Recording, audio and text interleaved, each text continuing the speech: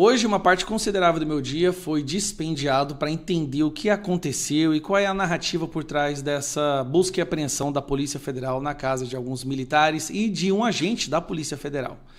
Como vocês sabem, quando isso acontece, ao longo do dia, nós recebemos aquelas pílulas que são vazadas para a imprensa, que vai pintando um mosaico do que a Polícia Federal tinha, como que foi a decisão e quais são as evidências por trás dessa busca e apreensão, nesse caso, a prisão dessas 5 pessoas. Então, a gente tem que, obviamente, esperar esses vazamentos muito bem orquestrados por parte da imprensa, no qual nem mesmo as pessoas presas ou acusadas ou investigadas têm acesso, para criarmos uma imagem. E ao longo do dia foi vazado vários trechos como esse. Então, antes de entender o que aconteceu hoje, a gente tem que entender que todas essas decisões ultimamente ela tem um timing. O próprio STF e o próprio ministro do STF falam que depende do timing político, depende da política, não dá para simplesmente ir lá e fazer a justiça. Bom, vamos lá. Na quarta-feira da semana passada, nós tivemos aquele cidadão que se suicidou na frente do STF, causando aquela comoção nacional. Então, aquele fato criou uma janela de oportunidade para que Alexandre de Moraes e alguns ministros do STF, da Polícia Federal, começassem a executar um plano que eles já estão trabalhando há mais de 1 ano e meio, que é o plano de prender Bolsonaro. A decisão é essa, o resultado é esse, e o que está acontecendo nesses últimos 20 meses é como construir a narrativa para que esse momento chegue. Esse é o momento tão esperado. E aí começou as buscas e apreensões, começou prisões temporárias, preventivas de gente, fraude de documento, no caso do Felipe Martins, tudo para conseguir aquela delação, aquela evidência que pudesse dar a eles o que eles tanto querem, que é a prisão do presidente Bolsonaro e as pessoas mais próximas ao presidente Bolsonaro. Na quarta-feira, e aí vem um dado curioso, sem constar na agenda oficial, o que não deveria acontecer, tá? Os chefes, de Estado se encontraram para uma reunião para debater o cenário político. Cenário político. Lula se reuniu com ministros do STF no Alvorada em noite da explosão. Não só isso. Tava lá Gilmar Mendes, Cristiano Zanin, Alexandre de Moraes e o diretor da Polícia Federal. Só que esse encontro, essa agenda, e é a parte que realmente chamou a atenção, não consta na agenda. E quando você tem um encontro entre chefes de Estado, isso tem que constar na agenda, tem que ter a publicidade. Afinal de contas, se não houver essa publicidade, se não houver essa transparência, os chefes de Estado poderiam começar a se encontrar na calada da noite por motivos obscuros e obviamente, intenções não republicanas. Por isso, nós precisamos da transparência. Mas tudo bem, eles se encontraram, o Novo pediu explicações por que esses ministros e o Lula estavam se encontrando junto com o diretor da Polícia Federal. Aí, eles se encontram na quarta-feira. Naquele momento que eles estavam juntos, teve aquela situação trágica na frente do STF e a oportunidade perfeita surgiu. É agora. Agora, vamos aproveitar essa nossa narrativa de envenenamento das redes sociais, de golpismo, o golpismo não morreu, 8 de janeiro eterno, e vamos para cima do núcleo, vamos para cima do Bolsonaro. Por que eu digo isso? A maior parte das informações que estavam hoje na decisão e que saíram pela imprensa, a maior parte delas são requentadas, são informações antigas. Já, inclusive, saiu mais de uma vez na imprensa. Mas por que a prisão dessas pessoas veio a acontecer agora? 2 motivos. A oportunidade que se abriu diante do tio França e porque o Donald Trump ganhou e 20 de janeiro Donald Trump vai estar no poder nos Estados Unidos e aí nós começaremos a ver uma sequência de ações internacionais diplomáticas contra o Brasil e que para amenizar a situação eles têm que criar uma narrativa do porquê que o Bolsonaro tinha que ser preso, já que ele representa um perigo para a democracia. Então vamos lá, aí começam as matérias, Diálogos mostram tentativa de prender Moraes. Tô na posição, e aí aparece um print de uma conversa, onde o print basicamente fala isso, Mantém posição, tô na posição. Grupo estava disposto a morrer e cumprir plano de matar Moraes. Bolsonaro estava sendo pressionado. Aí vem um detalhe curioso. Sai essa matéria que o Cid disse: Bolsonaro estava sendo pressionado por deputados e por parte do agro para golpe, de acordo com o que o Cid falou, as conversas do Cid que foram capturadas. Então, se o Bolsonaro estava sendo pressionado, mas não deu golpe, isso não o torna inocente da tal tentativa de golpe?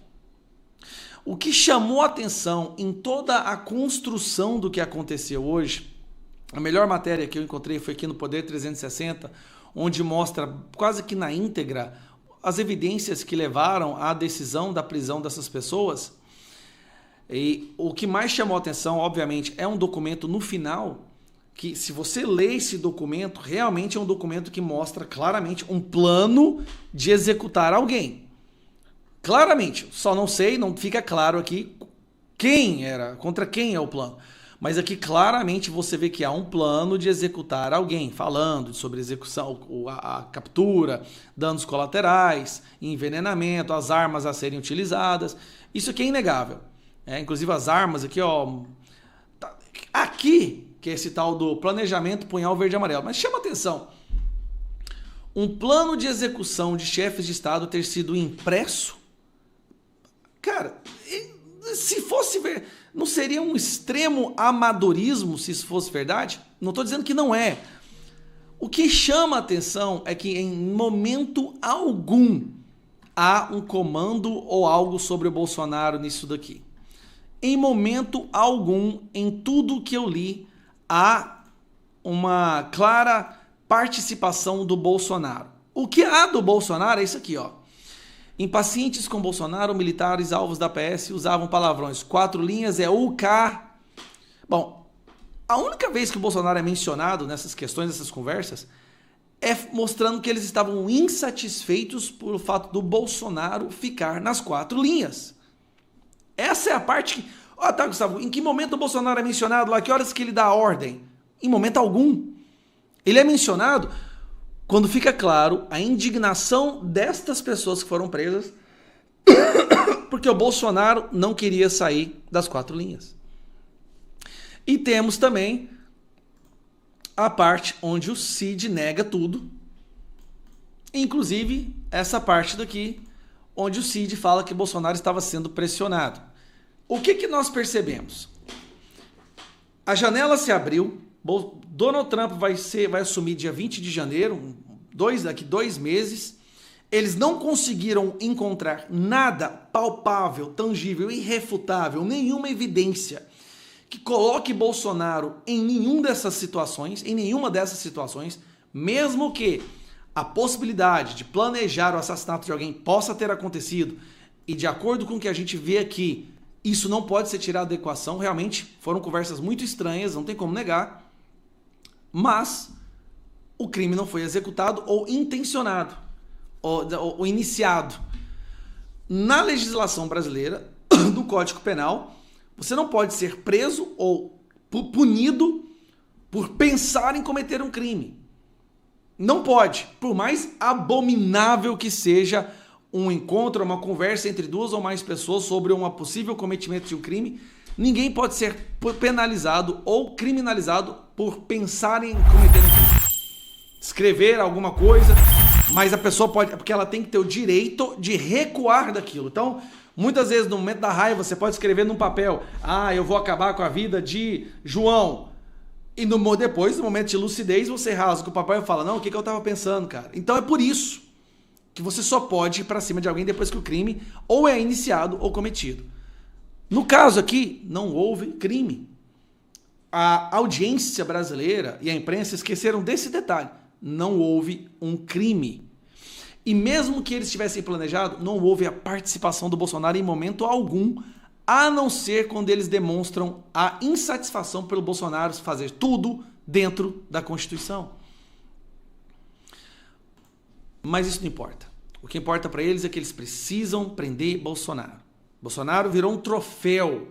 É uma coisa pessoal, da vaidade. Ele virou um troféu que precisa ser preso. E agora a janela está se encurtando. Donald Trump, 20 de janeiro. A janela de oportunidade com o tio França, que causou essa comoção nacional, que na verdade não foi um ataque ao STF, é um doido varrido, me desculpa. Eu sinto pena dele, da família. É uma tragédia, mas um doido, uma pessoa com sérios distúrbios mentais, que foi lá e tirou a própria vida na frente do STF. Tamanha era a indignação dele a respeito do que tem acontecido com o Brasil. Eu passei o dia inteiro lendo tudo que tinha sobre essa questão, decisão, as matérias e tudo que eu encontrei até agora. É isso. É mais uma cortina de fumaça, aproveitando, obviamente, para tirar a atenção da Janja, do fiasco econômico do Lula, da desgrama que o Brasil está virando.